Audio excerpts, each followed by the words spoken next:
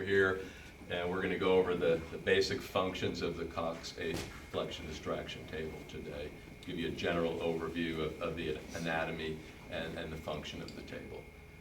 To start with, the power button, or the on and off button, is right here. That powers everything up.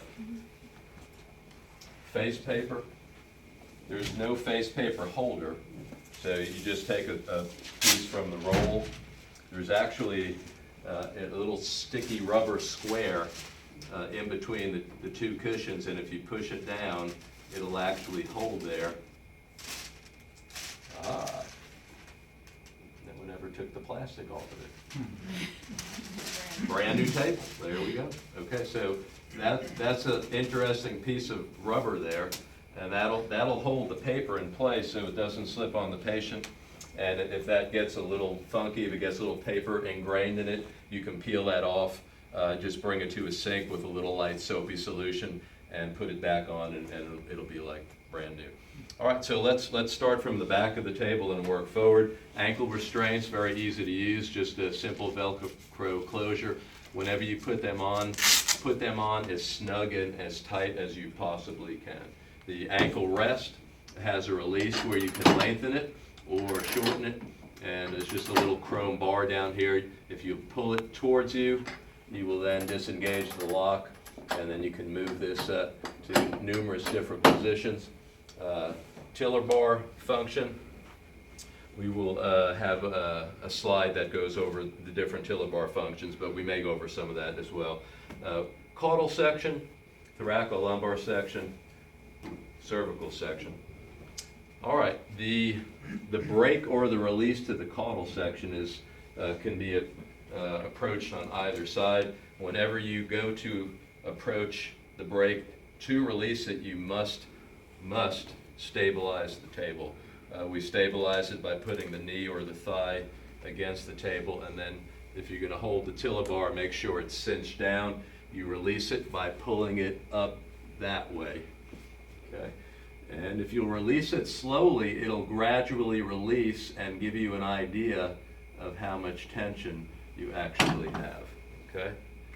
And so right now, that would be too much tension. We can actually lower, obviously there's not a patient on the table, we can lower the tension. There's two buttons under tension, high button, low button. We hit the low button, you'll see the table start to descend. There we go, there we go. That's about where we would want it with the patient on it. We want it to go down easy and come up without having to pull it up, and then we would want it to rest in a neutral position. We don't want it to rest in extension or flexion. Okay, very easy to adjust, touch of a button. The column height of the table, the top of it should be about the mid-thigh of the doctor's thighs. And so if we hit the column button, bring that up until it's at about mid-thigh. Awesome. The tiller bar itself, I'm going to lock the brake. The tiller bar itself has numerous adjustable positions to it. Depending on the width of or the span of your arms. If they're really long, you can want it all the way down. If your arms are shorter, you can bring it up as high as you possibly need it to get it so that it's easy and comfortable for you to use while working on a patient. There is a drop. It's not really in the content of this course, but the thoracolumbar piece has a drop.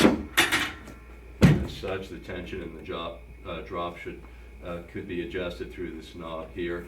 There's also a lateral flexion release. It can be accessed on either side. That's the lateral flexion release there. And if you push it down, the caudal section of the table will now make lateral excursions, and then it can be locked again as such.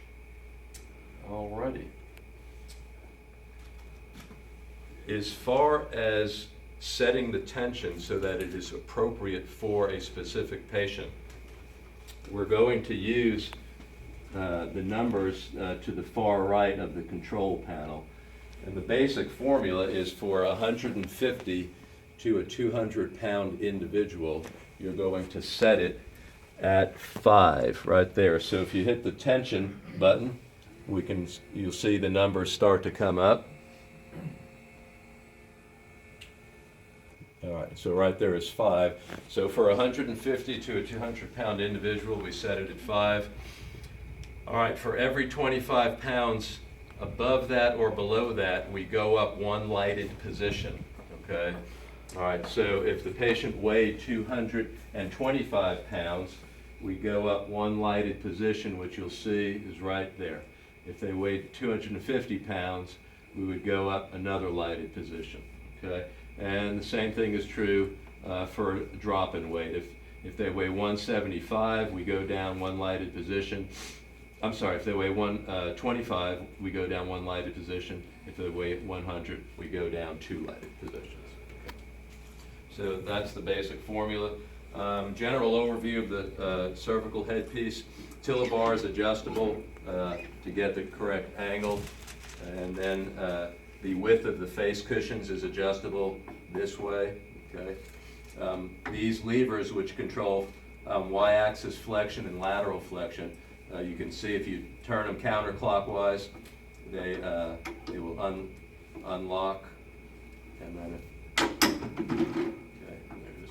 there's flexion, and then there's lateral flexion, like that. And then there is a elevation foot switch, which is really easier to control through the tiller bar. And one other interesting feature, where we'll end our short video, is there's an automatic y-axis distraction component that can be accessed through a small button on the posterior aspect of this tiller bar, right there. As soon as you let it go, it automatically returns. And then that same feature can be accessed through that little black caulking strip on the floor, which is on either side of the table. All right, and that's a general overview of the table.